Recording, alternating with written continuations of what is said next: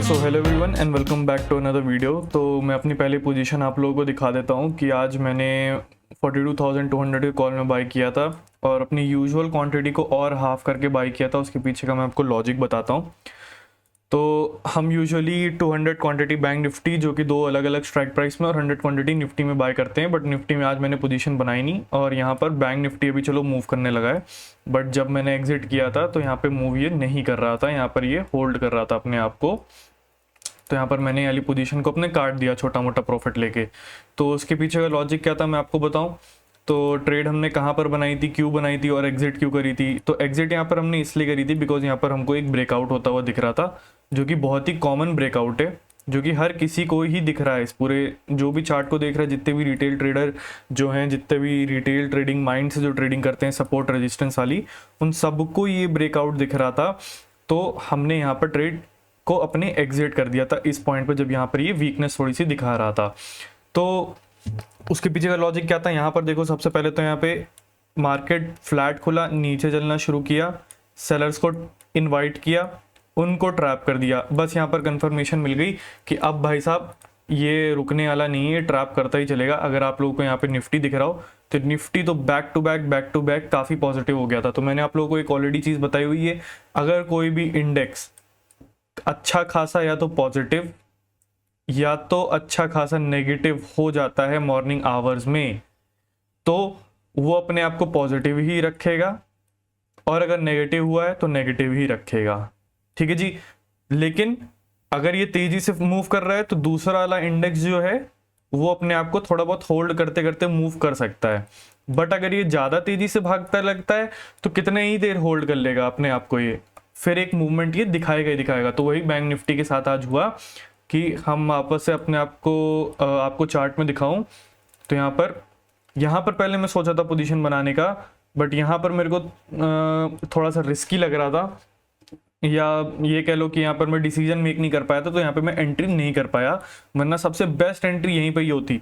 यहाँ पर क्यों होती, क्योंकि अगर आप यहाँ पर देखो 924 की कैंडल, तो 924 की कैंडल यहाँ पर अगर आप लोगों को दिख रही होगी तो यहाँ पर लग रहा है कि भाई ब्रेकआउट फेलियर है ना। उसके बाद की कैंडल देखो कितनी शानदार बनी। बस इसी कैंडल ने प्रूफ कर दिया कि ये ब्रेकआउट फेलियर नहीं है, और बैंक निफ्टी में इस कैंडल पे, इस ग्रीन वाली कैंडल पे आपकी एंट्री हो जानी चाहिए थी, और यहाँ पर होती एंट्री आराम से इजीली ये ब्रेकआउट आता, यहाँ तक आपके टारगेट्स होते। लेकिन मैंने कहा ट्रेड किया, मैंने ट्रेड किया इस जगह पर, जब यहाँ पर ये थोड़ा होल्ड करने लगा अपने आप को और नीचे की तरफ एक मूव किया, तब मैंने उठाया एक कॉल, और वो कॉल थोड़ा सा डीके वगैरह हो गया, तभी हमें ज़्यादा प्रॉफिट उसमें हुआ नहीं और हमने ज़्यादा इसको होल्ड भी नहीं किया, बिकॉज ऑब्वियसली सबको एक ब्रेकआउट दिख रहा था, मुझे भी वही ब्रेकआउट दिख रहा था, सारे रिटेल को भी वही ब्रेकआउट दिख रहा था। तो हमने यहाँ पर इस पॉइंट पे करीबन एग्जिट कर दिया। हमने ऑलमोस्ट शायद 80 to 90 पॉइंट्स इंडेक्स में कैप्चर किए होंगे और 100 पॉइंट्स अप्रॉक्स किए होंगे, बट हमारा ऑप्शन उतना तेजी से बढ़ा नहीं, क्योंकि यहाँ पर आपको दिख रहा होगा bank Nifty slow and study move कर रहा है। ठीक है जी।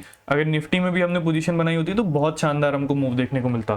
तो अब ये तो आपको मैंने लॉजिक बता दिया, आप लोगों को ऑर्डर बुक भी दिखा दी। अब मैं आप लोगों को दिखाता हूँ कि नेक्स्ट मूव आपको कैसे ट्रेड करना चाहिए। तो अभी देखो इस जगह पर अगर आप कहीं पे भी कॉल बना रहे हो तो बहुत ही गलत है। यहाँ से मार्केट अगर जा रहा है उसको निकल जाने दो। हमारे ट्रेडिंग के लॉजिक के हिसाब से हम इस टाइप की ट्रेडिंग नहीं करते हैं। क्यों नहीं करते हैं, क्योंकि अगर आप यहाँ पे टॉप टू बॉटम अगर फिब भी लगाओगे तो मार्केट 0.5 के एरिया पर है, यहाँ से अगर लगाओगे तो इसको तो क्रॉस भी कर चुका है। तो अभी क्या सिस्टम है, अभी ये है कि यहाँ पर कहीं पर भी इस एरिया पर हो सकता है कि एक्टिवेट हो जाए स्मार्ट मनी, जिसको हम स्मार्ट मनी बोलते हैं ना, FIIDI, वो यहाँ पे एक्टिवेट हो जाए। तो यहाँ पे आप कॉल लोगे, आपका सीधे वो स्टॉप लॉस सेट कराने आ जाएगा।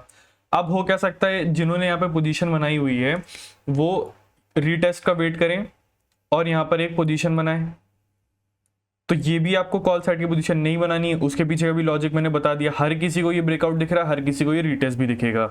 ठीक है जी। तो आपको ये पोजीशन भी नहीं बनानी है। आपको पोजीशन बनानी क्या है फिर, यहां से अगर मार्केट होल्ड करता हुआ दिखता है इस स्विंग के आसपास में, इस स्विंग के आसपास में होल्ड करता है, 1 मिनट टाइम फ्रेम पर आप चले जाना 43,400 के आसपास में, मतलब ये जो मैंने स्विंग यहाँ पर इस पॉइंट पे मार्क करके रखा है, इस एरिया से लेके 445 तक अगर यहाँ पर ये थोड़ा होल्ड करता है और फिर एक इंपल्सिव मूव नीचे आता है, उधर आपको कॉल साइड की पोजीशन बनानी है।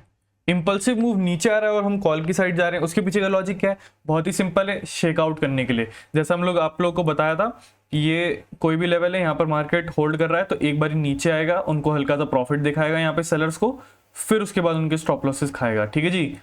तो आप और यहाँ पर जो बाइंग करके गए हैं उनको भी यहाँ पर इस इम्पल्सिव मूव में निकाल देगा, तब आप जाकर कॉल साइड की पोजीशन में बैठना आपके लिए ऐसे अवेलेबल हो जाएंगे। फिर आप एक अच्छा खासा मूव आप देख सकते हो अपर साइड के डायरेक्शन में। कहाँ तक देख सकते हो वो तो देखा जाए तो मैं भी प्रिडिक्ट नहीं कर सकता, क्योंकि हमें नहीं पता। यहाँ से हम फिब लगाएंगे तो फिब भी निकल चुका होगा, सब कुछ निकल चुका होगा, तो हम टारगेट कैसे डिसाइड करें? अगर आप चाहो तो फिब एक्सटेंशन भी यूज कर सकते हो, बट मैं वो यूज नहीं करता, तो हम स्विंग वाइज टारगेट अपने डिसाइड करेंगे जहां पे हमें लिक्विडिटी मिलेगी। यहाँ पर आपको देखो इस जगह पर लिक्विडिटी मिलेगी, क्यों? यहाँ पर इक्वल हाइज हैं, इसके ऊपर बहुत से लोगों के स्टॉप लॉसेस होंगे, जो बचे कुछ लोग होंगे ऑब्वियसली कुछ रिट्रेसमेंट पे निकल गए होंगे, इनको अच्छा खासा प्रॉफिट दिख चुका है, बट हम इनको यहाँ पे टारगेट चाहे तो कर सकते हैं, ऐसी बुरी बात नहीं है उसमें, ठीक है जी। या तो यहाँ तक के भी टारगेट हम कर सकते हैं, ये जो यहाँ पर इक्वल हाइज बने हुए हैं, क्यों? अगर फास्ट मूव आता है तो यहां तक भी मार्केट जाएगा ही जाएगा, ठीक है। और अगर यहां पर आपको लगता है कि मूव फास्ट नहीं है, स्लो एंड स्टडी जा रहा है, तो आप छोटे मोटे टारगेट लेके भी निकल सकते हो, उसमें कोई बुरी बात नहीं है। लेकिन इस मूव के अगेंस्ट में सोचना थोड़ा गलत रहेगा मेरे हिसाब से, क्योंकि निफ्टी काफी ज्यादा पॉजिटिव है और बैंक निफ्टी तो चलो थोड़ा बहुत धीमे धीमे जा रहा है, बट हो सकता है और भी चला जाए, उसमें कोई बड़ी बात है नहीं, ठीक है।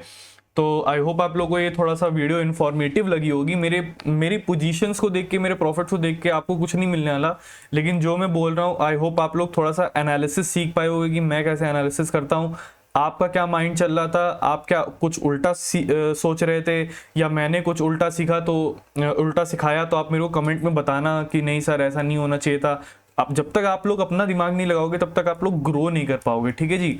तो यहाँ पे ऐसा नहीं है कि कोई कॉल मैं टिप्सटर हूँ या आप लोगों को दे रहा हूँ कोई कॉल टिप, ऐसा कोई बात नहीं है। मैं आपको सिर्फ एक एनालिसिस करने का तरीका बता रहा हूँ और आप लोगों को बोल भी रहा हूँ कि आप अपना खुद का दिमाग लगाओ। अगर चलो एक एग्जाम्पल मैं ले लेता हूँ कि आपने यहाँ से मार्केट प्रेडिक्ट किया था अपसाइड जाने में, लेकिन मैंने यहाँ पर पुट की पोजीशन बनाई होती, तो आप लोगों को ऐसा लगता ना कि आप लोग गलत हो, बट जरूरी थोड़ी ना है, मैं भी तो गलत हो सकता हूं कभी कभार। तो आप लोग अपने अंदर का कॉन्फिडेंस मत खोने दो, आपने जो सीखा है उस पर बिलीव रखो। जब तक बिलीव नहीं रखोगे तब तक इंडिपेंडेंट नहीं बन पाओगे, किसी पे रिलाई करते ही रह जाओगे, ठीक है जी। तो इस चीज को ध्यान रखिएगा। आई होप आप लोगों को मजा आया होगा, ये थोड़ा बहुत इन्फॉर्मेटिव लगी होगी। Thanks for watching and bye.